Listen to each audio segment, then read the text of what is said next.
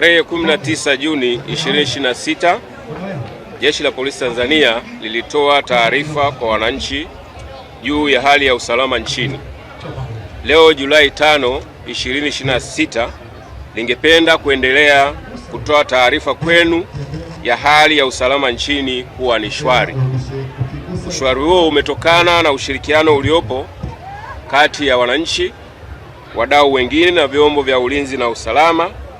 kwa sababu kila mmoja wetu anahitaji amani, utulivu na usalama katika shughuli zake za kila siku, awe mtoto, kijana au mzee. Pamoja na ushauri huo, bado tunaendelea kwa kushirikiana na vyombo vingine vya ulinzi na usalama na wadau wengine kufuatilia kwa karibu sana viashiria vya baadhi ya watu wachache kutaka kuvuruga amani, utulivu na usalama nchini kwa visingizio kuwa ni haki kufanya maandamano ambayo hayajafuata taratibu za kiusalama na kisheria. Baadhi ya watu hao wameshakamatwa na uchunguzi unaendelea kukamilishwa ili hatua nyingine za kisheria zifuate dhidi yao. Ufuatiliaji unaoendelea kufanyika umeendelea kubaini kuwa hao watu wanaendelea kuhamasisha vurugu kwa kuhamasishana kuwa safari hii hawaji kinyonge, hivyo watahakikisha wanaua baadhi ya viongozi, wananchi, watachoma shule moto, wataharibu na kupora mali za umma na binafsi, na kwamba wataua askari wa vyombo vya ulinzi na usalama ili kupora silaha wazitumie kwenye mipango waliopanga ya kuhakikisha amani inatoweka nchini. Uhamasishaji wa aina hiyo unaofanywa na baadhi ya watu hao kupitia mitandao ya kijamii na kwenye klabu za majadiliano katika mitandao ni viashiria tosha kuwa watu hao malengo yao ni kuhatarisha usalama wa maisha na mali za Watanzania na usalama wa nchi kwa ujumla. Viashiria hivyo kwa nchi yoyote ile haviwezi kukubalika au kuvumiliwa, kwa sababu ni hatarishi kwa usalama wa nchi na ni kinyume cha sheria. Hivyo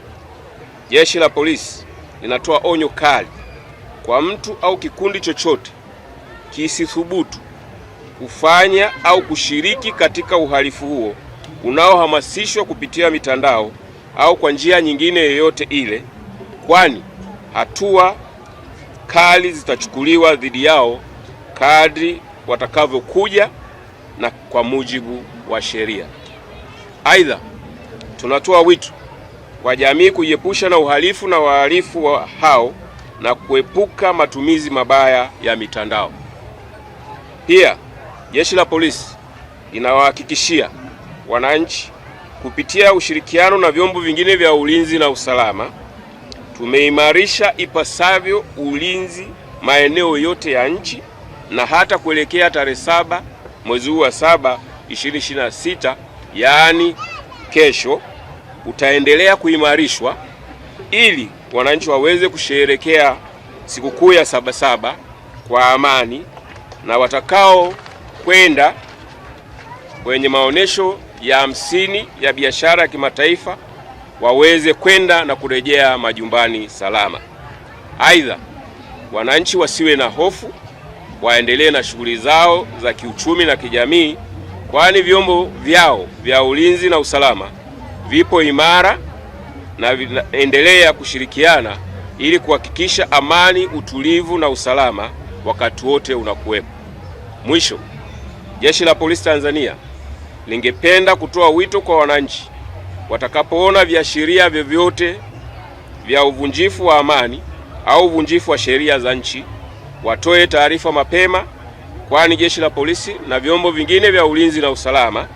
vipo tayari wakati wote kwa ajili ya kuchukua hatua za haraka na stahiki. Asanteni kwa kunisikiliza.